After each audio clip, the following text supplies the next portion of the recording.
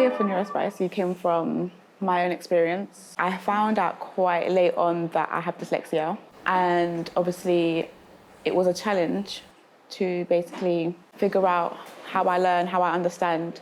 I feel like, especially in the community of like being in the Afro-Caribbean community, it's kind of hard, and trying to express yourself to someone who doesn't understand, that's where it gets a bit technical.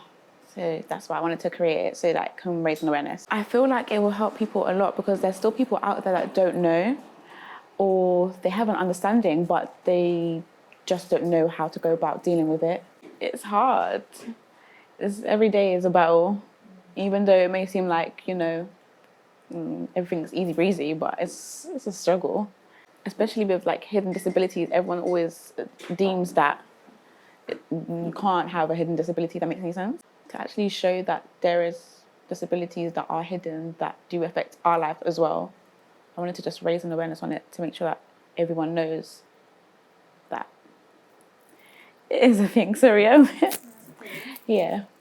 Understanding how we feel, not because our disability is hidden doesn't mean that we don't also face the same things as people who are visibly disabled. Like, you can actually physically see that they're disabled. We also go through day-to-day challenges, and obviously it'll be nice for people to actually understand that. What would you like them to understand? What would you like? It's also a challenge. Like, it's really, really hard. What we were speaking about, the conversation with questions, we ask questions because we want to make sure that we understand everything that you're saying. It's not the fact of we don't understand, we do understand, but it's just making sure that we're clear. Oh, sorry, I'm getting emotional.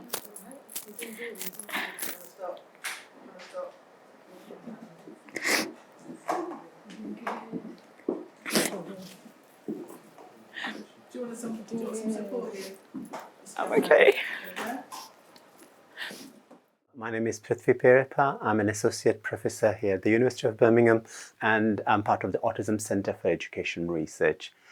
So I teach on autism programs here at the university, but I also do a lot of research which basically focuses on autism and different cultures and ethnic groups. I think Black communities are very diverse in terms of their cultural, religious, ethnic, linguistic backgrounds, which means that the views probably vary quite a bit across Black communities in the UK. And also neurodiversity as a term is getting broader and broader day by day. So it started with autism, but now we include dyslexia, dyspraxia, ADHD, epilepsy. Some people use learning disabilities. So it's getting very broad in that sense. So the attitudes probably vary based upon how much it affects an individual. So something like perhaps dyslexia perhaps is accepted more compared to something like epilepsy or mental health or autism. So the severity, if I can use that word, of the condition would have an impact in terms of how it's understood. The tricky bit, I think, with a lot of languages outside English is that they're often not equivalent words, whether it's for autism or dyslexia or dyspraxia or ADHD. None of these actually exist in most of African languages, as far as I understand it. So understanding those concepts becomes really tricky. So some families, when they come to UK as first-generation immigrants, perhaps, and their children are being diagnosed with a condition, that's probably the first time they actually interact with this label. And if you try and Google something in, I don't know, Yoruba or any other languages, you may not necessarily find any literature on it because it doesn't exist as a concept, which makes it really tricky to understand neurodiversity as a concept for a lot of communities, because they're coming here, and some of the families I work with, especially Somali parent group, they were saying, we don't have this back home. These conditions don't exist back home. This is all happens only here when we come to the UK. And it may not be so much that it doesn't exist, but probably more to do with the fact that it's not necessarily classified the way we understand in terms of neurodiversity. I think the whole concept of neurodiversity is starting to gain momentum in our communities, mainly through our children, first of all, because our children are finding a lot of problems in school. And then what happens as a result of that, then their parents then investigate more about what neurodiversity is and how it shows up in their kids. Unfortunately, in the Black community, there is a lot of ignorance perpetuated concerning neurodivergence. There are a lot of stigmas that are negative because of the lack of knowledge about neurodivergence. There's a lot of exclusion of Black neurodivergent families, and I know that because I support nearing 3,000 Sen mamas, and we all have similar stories of not feeling as though we are welcomed in and truly accepted within our community, the Black community.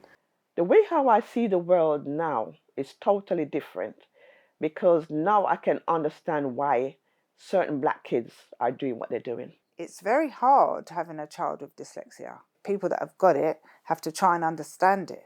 It's quite stigmatised as well, because people that have special needs get like, oh, put them at the bottom of the shelf. A lot of it sometimes can be the parents and culture not understanding what neurodiverse is. Well, many of my problems have been with the parents accepting it, and then taking it from there, going to speak to other people and get them to understand. But sometimes it's a cultural thing. A lot of the people that work in the system don't look like them. So I think sometimes it's very difficult for the parents to, they don't trust them. There's cultural differences, that there's a problem. Sometimes, especially boys, have just been labelled as being bagged. Many of the young boys in prison today are on the spectrum. There's a lot of issues with things like late diagnosis purely because of cultural interpretation of things like neurodivergence, and so people are more likely to use old traditional ways of thinking about it, and rather than going to get the assessment that's needed and get early intervention, they maybe perhaps put it down to praying it away. So you've got some people who are happy because they found somebody else who's got the same traits as them and who are learning to embrace who they are, which is really fun to watch. And then you've got another community of people who still don't believe in autism and ADHD, still don't believe in medication, still don't believe, think that we're lazy, think that old school Caribbean ways of bringing up children should be the way that we bring up everybody, regardless. Struggling again with like the emotional regulation, but like in a Nigerian household, you must respect your elders. So that didn't come out to them. It was more like an internal, like pushing it down, frustrated internally type of thing. There's not space for like making mistakes. I very much told you need to study hard, go and read your book. Like that was an ongoing mantra. So even though I'm getting excluded at school and like I'm, bunking off, I don't have space to like fail a GCSE. Like that's not allowed. So it was a lot of balancing of like, I'm struggling to do the thing, but I can't show that. So the masking was very high from as early as I can remember. I had moved as a teen to a predominantly non-Black area, and I had experienced a lot of racism there. And so when I had my first child and I suspected that there was a developmental disability from early on, I was really proactive in accessing all the mummy groups that they had there for SEND or special educational needs children and mums. And I was the only Black one in the group, and I was quite explicitly shunned. There was a lot of racism there, and so I had to make the decision not to return, just purely because being in that environment is, one, not something I wanted to expose my child to, and two, the place where I was at in terms of my mental health is just not something that I could navigate at the same time as trying to ensure that my daughter, who is autistic, has a great quality of life. I didn't want to have to deal with that and racism. It was just too much. There is a disparity. You understand? Don't let me fool myself. There is a disparity with the services you'll get. It is not very obvious they would never ever say because you're black or white, but you just know the difference, because we sat in a position of privilege to see the difference of white folks coming in and black folks coming in with the same issues, and then the outcomes of the journeys they start together in terms of diagnosis, in terms of camps, in terms of every other service and support they'll need. So there is an obvious disparity, very evident when we see the cases that comes through our door. I think the recognition that there isn't anything in this capacity out there like that for people like me, and it came as something that I felt I needed to do at a time where I desperately needed a network of people who I could relate to, or vice versa. I think it's important to have like-minded people around because no one understands it, you know, like for me specifically, when I know that I can relate with someone, it puts me at ease a bit. Sorry, I don't know why I'm crying. It's okay, I get it. Trust me, I get it. It's okay. My biggest takeaway from the documentary is I feel like it's just learning more about neurodiversity, because yes, I know about it, but I never knew the in-depths. I never knew that sometimes your neurodiversity can affect your mental health and how sometimes it can affect your mood.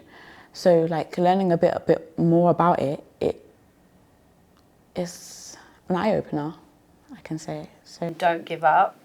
It is a journey. Be patient with your child. Be patient with yourself as well. You have good days and you have bad days. And I would just say, take the time to read and learn, and don't take everything on Google, Dr. Google, as a benchmark of what your child is or is going to be, because they learn, they grow. Put as much input into your child as well, because you can still shape your child. Let them lead as well. Don't put them in the box. Listen to them. I think that's the most important thing I would say. Listen to your child. Even if they are non-verbal, follow their lead. Because a lot of the time, I would say a lot of the time, they know what they want and they will communicate in different ways. You have to learn your child. They do say you meet one autistic person and you've only met one. So Mariama's son is different from my son. And then the other cases that were presented with, their children are different from our children. So we're always learning. We'll never know everything, but just be willing to learn and accept your child for who they are as well. Don't be afraid to basically be who you are. A lot of us tend to wear masks and feel like we need to be normal or whatever normal is. It's not just to embrace yourself and embrace being quote unquote different. Just keep going. As Biggie said, the sky's the limit. So keep going and just be you.